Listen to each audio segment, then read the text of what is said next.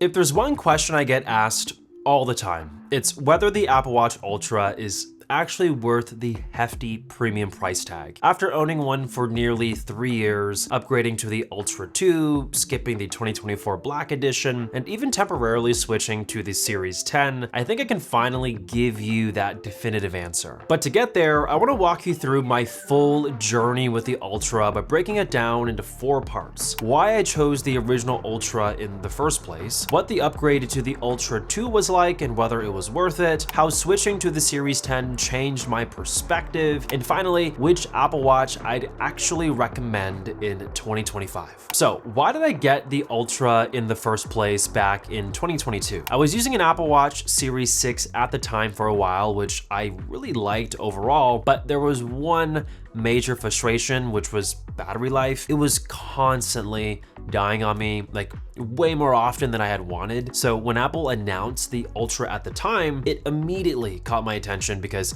it looked bold, rugged, and just totally different from what we had seen before from them. And from day one of buying it, there were 3 features that completely just transformed my Apple Watch experience. First, the screen brightness of 2000 nits was a significant upgrade. Being able to clearly see my watch face in direct sunlight was awesome. Second, the battery life was absolutely game-changing. Going from a watch that needed daily charging to one that could easily last 2 full days at full power honestly felt pretty liberating. Like, I could definitely go on an overnight trip without needing to pack a charger, which was just awesome and different and something that I wasn't used to. Finally, the action button fundamentally changed how I interacted with my watch. Being able to start a workout with a single button press versus navigating through multiple menus made a significant difference in my personal workout experience. Like, I know it sounds like a small convenience because honestly, it kind of is, but skipping that whole process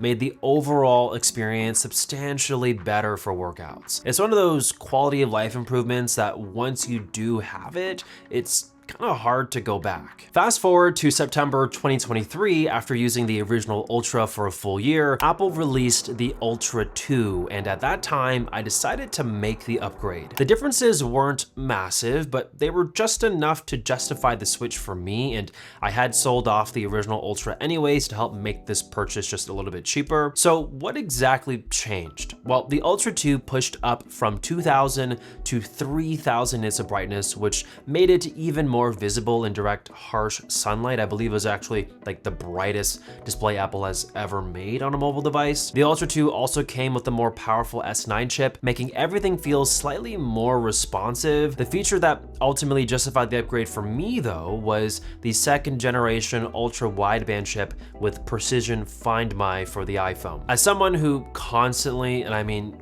constantly, guys, I misplace my phone around the house, just anywhere that I go. Being able to precisely locate it down to the exact spot has been incredibly useful. I use this feature pretty much multiple times a week, and it's been valuable enough that selling my original Ultra to get the Ultra 2 was totally worth the hassle and the exchange. Apple also introduced on-device Siri processing, which meant faster, more reliable responses without needing an internet connection. And they added a double tap gesture feature where you tap your thumb and index finger together to control various functions on the watch. This stuff was cool, like, don't get me wrong, but I should note that in the near 2 years or so of ownership of this watch that is on my wrist, I've barely used either of those features. And honestly, I should admit something as well. The core experience remained largely identical between the two. Same battery life, same design, same overall functionality. Like, the differences were so minimal that I would say like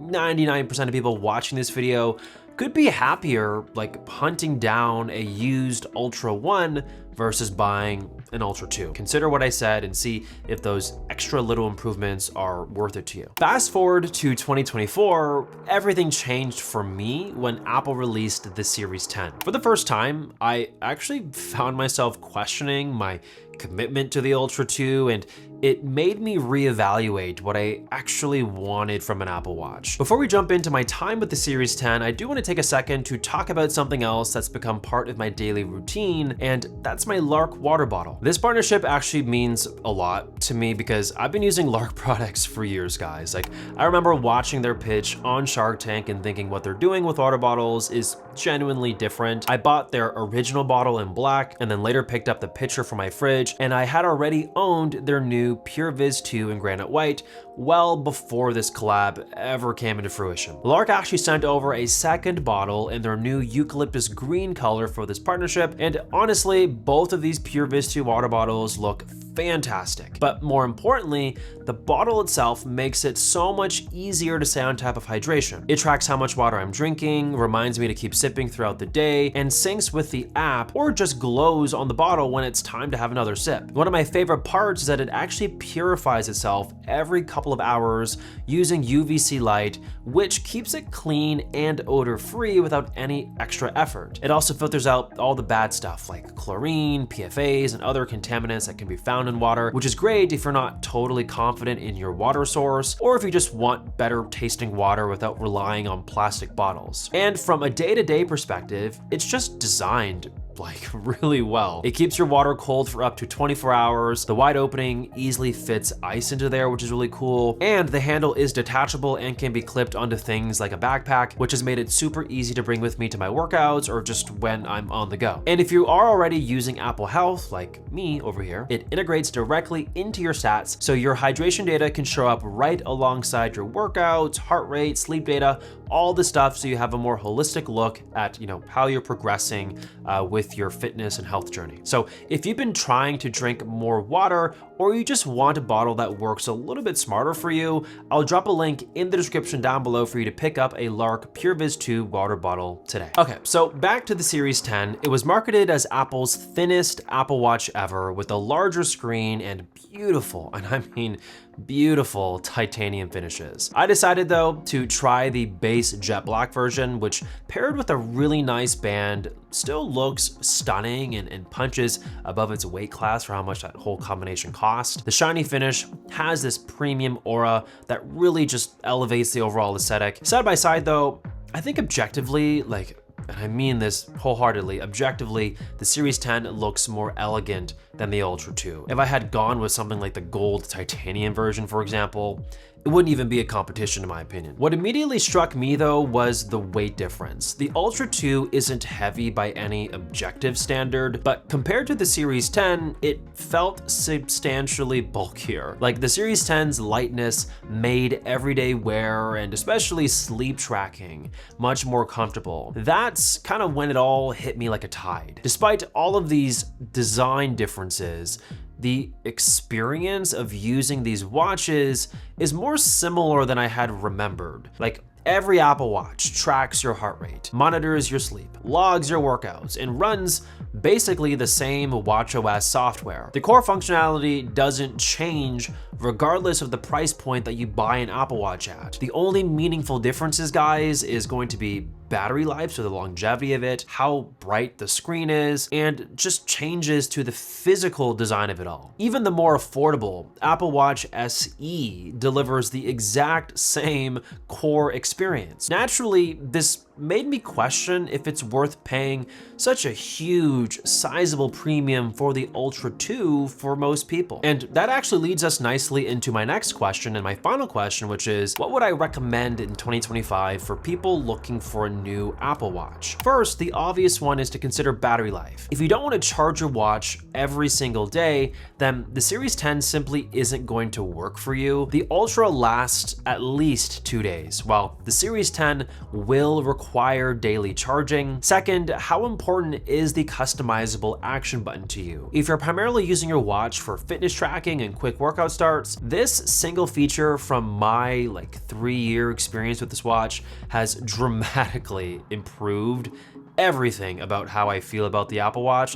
Just believe me, this little button here is awesome. And the third thing is for you to think about your typical environments and how well you just take care of your stuff. If you're hiking and diving or just engaging in a lot of rugged outdoor activities, the Ultra's enhanced durability and enhanced design might be worth the big premium for you. And fourth, consider your style preference. Like, the Ultra has that distinct, rugged, technical aesthetic that some people will love and others will just find it to be too bulky or too sporty or maybe even a little bit ugly to them. Like, everybody has their own opinion. But whereas the Series 10 offers a more classic, versatile look that pairs well with a wider range of outfits and styles. This might seem a little superficial to say out loud in a video, but it's a watch at the end of the day, guys. Like, you're gonna be wearing this daily, so how it looks and feels on you does matter. Finally, there's the price. Like, the Ultra 2 roughly cost twice as much as the Series 10, and given that the core functionality, like I said, is basically the same, you need to decide if the Ultra's specific advantages, which I would say are battery life,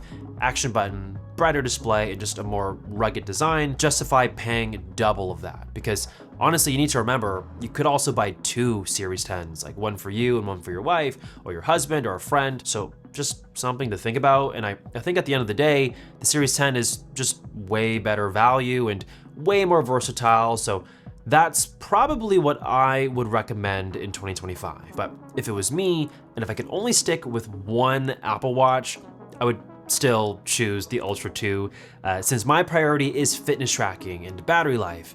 And it's just very clear to me from my experience that the Ultra is still suited for this by a mile, in my opinion, than the Series 10. Okay, so I wanted to make space in this video to look towards the future of Apple Watches and Ultra 3 and all that stuff in general. The only thing that I keep repeating every year is I'd love to see a more useful Siri or some kind of inclusion of Apple Intelligence with ChatGPT integration on these Apple Watches. Like, it just feels like a missed opportunity to have an AI type of brain on your wrist, especially if you use cellular enabled Apple Watches like I do. You would have even more of a reason to leave your phone behind if you had access to a powerful cloud-based AI on your wrist. To be honest, Android users sort of have like 50% of this experience I'm communicating in this video, because those watches have Google Assistant, and Google, while it's not ChatGPT by any means, it's still quite good at fetching information for the most random questions and ideas that you have, and that's just amazing to have on your wrist at any time, and that's something that I'm always kind of jealous about when it comes to Android watches in general. Just a food for thought. Let me know what you guys think and what kind of features you would love Apple to bring to their watches in 2025 and beyond in the comment section down below. Be sure to subscribe. I'm on my way to 70,000 subscribers, so it'd be awesome if you guys could help me out on that goal, and comment a blue heart if you did finish this video. But I'll talk to all of you guys in the next one. Peace.